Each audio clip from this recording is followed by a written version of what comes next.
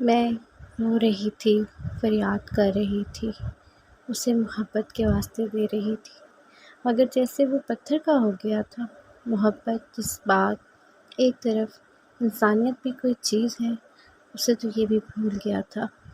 شاید وہ اپنی موت کو، اپنی عاقبت کو بھول بیٹھا تھا۔ میرا نام شازیہ ہے اور میری عمر 23 سال ہے۔ علی ہمارے ہمسائے میں رہتا تھا۔ وہ مجھ سے عمر میں تقریباً 1 یا 2 سال بڑا ہوگا، مگر ہم دونوں ہم جماعت تھے اور ایک ساتھ ہی آتے جاتے۔ علی کی فیملی میں اس کی ایک والدہ ہی تھی اور کوئی بھائی بہن نہیں تھا، اور والد بچپن میں ہی انتقال کر گئے تھے۔ اور میری فیملی میں ایک بڑی بہن تھی اور امی ابو دونوں حیات تھے۔ میں چھوٹی ہونے کی وجہ سے بہت لاڈلی تھی۔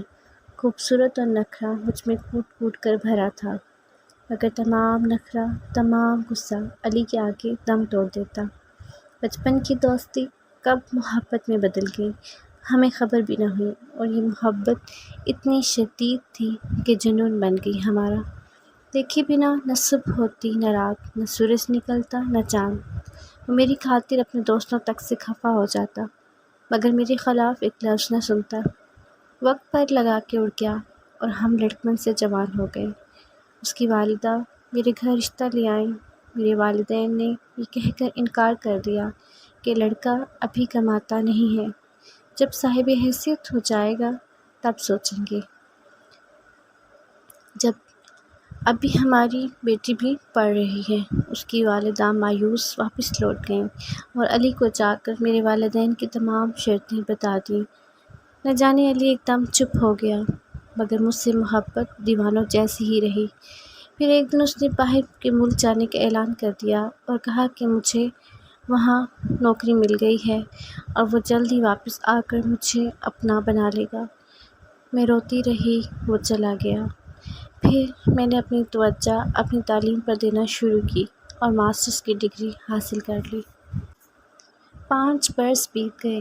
پھر ایک دن علی کی والدہ نے اطلاع دی کہ وہ وطن واپس آ رہا ہے۔ میری خوشی کا ٹھکانہ نہ رہا، آنکھیں اس کے دیدار کی منتظر تھیں۔ آخرکار وہ واپس آ گیا۔ سب سے پہلے وہ چھت پر مجھ سے ملنے آیا۔ بے قرار دل کو قرار آ گیا ہو جیسے۔ دل کی تمام مرادیں پوری ہونے کو تھیں، بچپن کی محبت تکمیل ہونے کو تھی۔ پھر ہمارا رشتہ طے پایا اور ہمارا نکاح ہو گیا۔ کچھ میرے اہم کاغذات علی نے تیار کروائے اور کچھ مہینوں بعد ہم انگلینڈ چلے گئے۔ علی مجھے ایک ایسی جگہ لے گیا جو بہت عجیب تھی، جہاں جانا اچھا نہ سمجھا جاتا تھا، جہاں شریف لوگوں کا گزر تک نہیں ہوتا۔ میں چپ چاپ علی کے ساتھ ایک گھر میں داخل ہوئی۔ علی نے کہا کہ صرف آج کی رات ہم یہاں رکیں گے اور کل صبح یہاں سے چلے جائیں گے۔ اس کی وجہ میں تمہیں کل بتاؤں گا۔ میں چپ چاپ ایک کمرے میں چلی گئی اور میرا سامان بھی وہاں رکھوا دیا گیا۔ ساری رات علی کمرے میں نہ آیا۔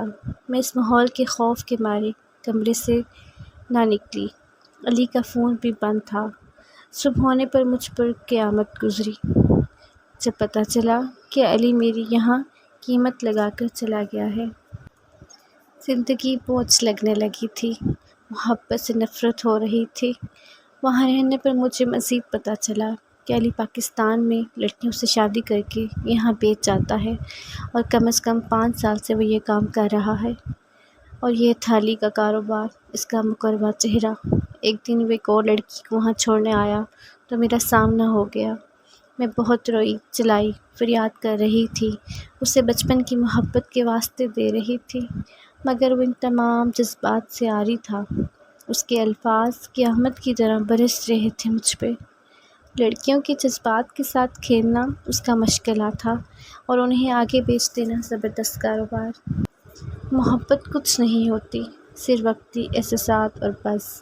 ایک چہرے کے ساتھ اس کا گزارا نہیں تھا۔ وہ یہ سب کہتا چلا گیا اور میں خالی دامن، ویران آنکھیں اور اجڑے دل کے ساتھ سسکیوں میں اسے دیکھتی رہ گئی۔